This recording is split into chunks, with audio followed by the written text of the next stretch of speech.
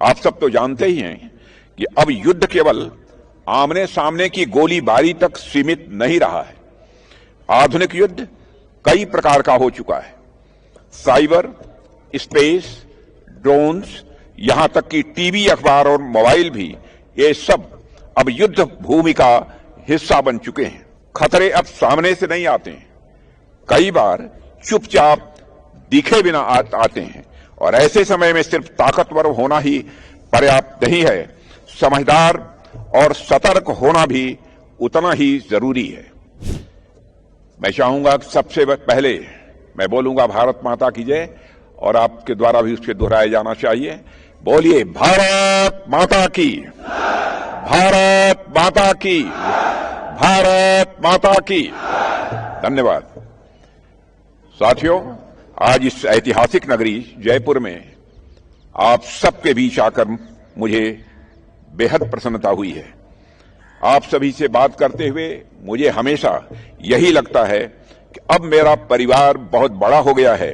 सचमुच आप सबसे मिलकर मुझे गौरव की अनुभूति होती है।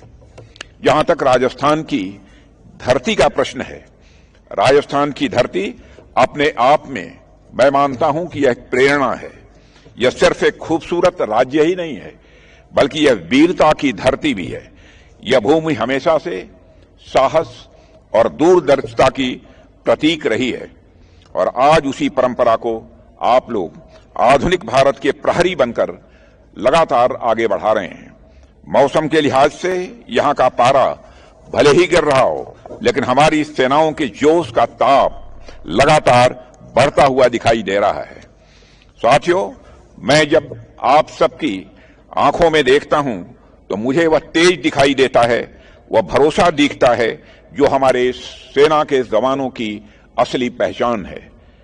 चाहे हिमालय की बर्फीली ऊंचाइयां हों, थार का तपता हुआ रेगिस्तान हो, घने जंगल हो, या फिर समुद्र का अथाह विस्तार हो, आप हर हाल में, हर मौसम में, हर परिस्थिति में देश की सीमाओं की रखवाली करते हैं।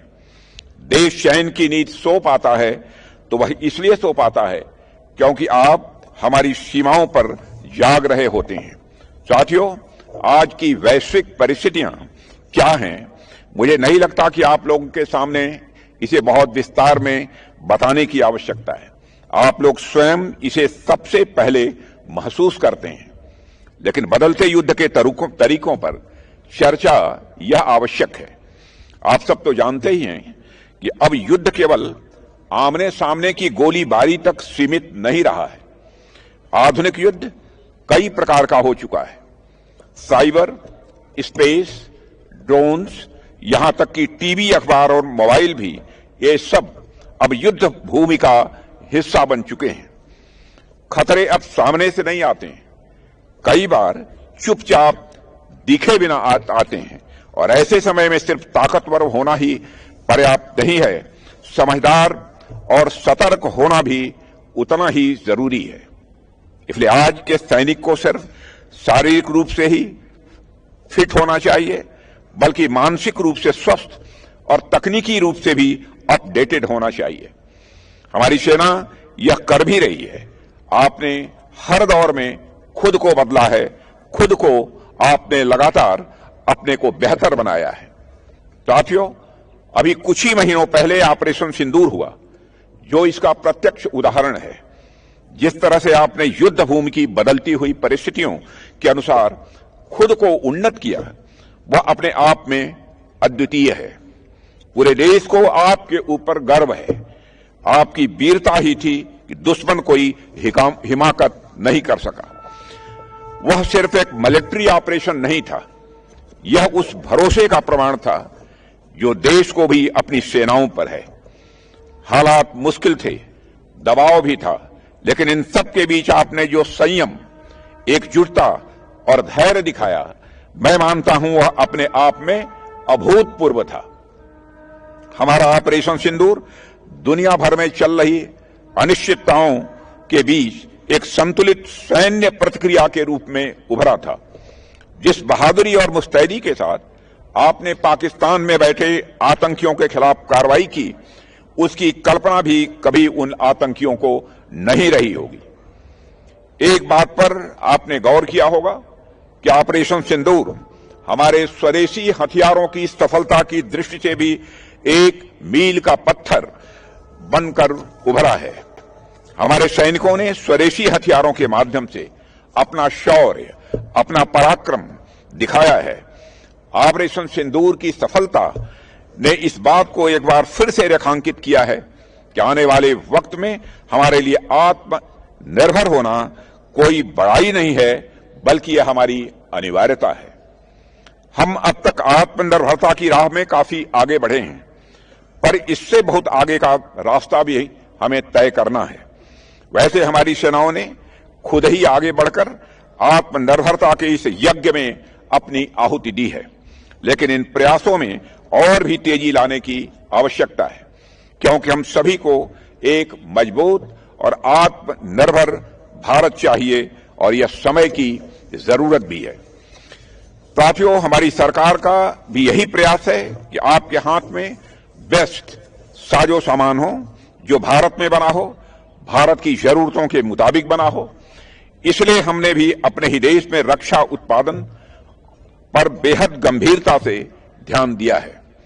यदि मैं आंकड़ों की बात करूं तो मुझे यह कहते हुए खुशी होती है कि भारत का रक्षा क्षेत्र अब पूरी तरह से आत्मनिर्भर होने की दिशा में तेजी से आगे बढ़ चुका है। पिछले 10 वर्षों में हमने जो मेहनत की है, उसका परिणाम आज हमें सामने दिखाई दे रहा है। 2014 में जहां हमारा घरेलू रक्षा उत्पादन लगभग 46,000 करोड़ रुपया हुआ करता था, यानी हम लोग भारत में सिर्फ 46,000 करोड़ रुपये के हथियार और साजो सामान बना पाते थे, लेकिन आज वही बढ़कर रिकॉर्ड 1.5 लाख करोड़ रुपए से अधिक हो चुका है।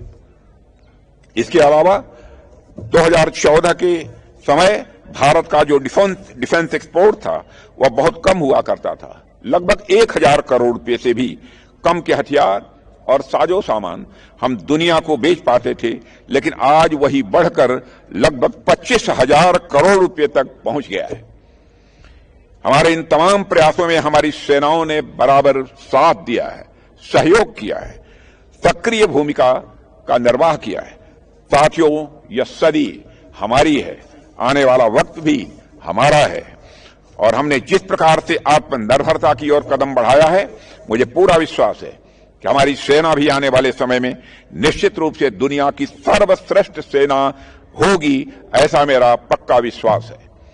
मुझे यह भी विश्वास है कि आप लोगों के सहयोग से हम इस उद्देश्य को भी जल्द से जल्द प्राप्त करने में कामयाब होंगे। अंत में एक बार मैं फिर आप लोगों को आपके उत्तम कार्यों के लिए बधाई देता हूं और इस विश्वास के साथ अपनी बात समाप्त करता हूं कि हम इसी तरह मिलकर काम करते हुए भारत को एक मजबूत और आत्मनिर्भर राष्ट्र बनाएंगे। इन्हीं शब्दों के साथ आप सबको धन्यवाद देते हुए अपना निवेदन समाप्त करता हूं। बोलिए भारत माता की, भारत माता की, भारत माता की।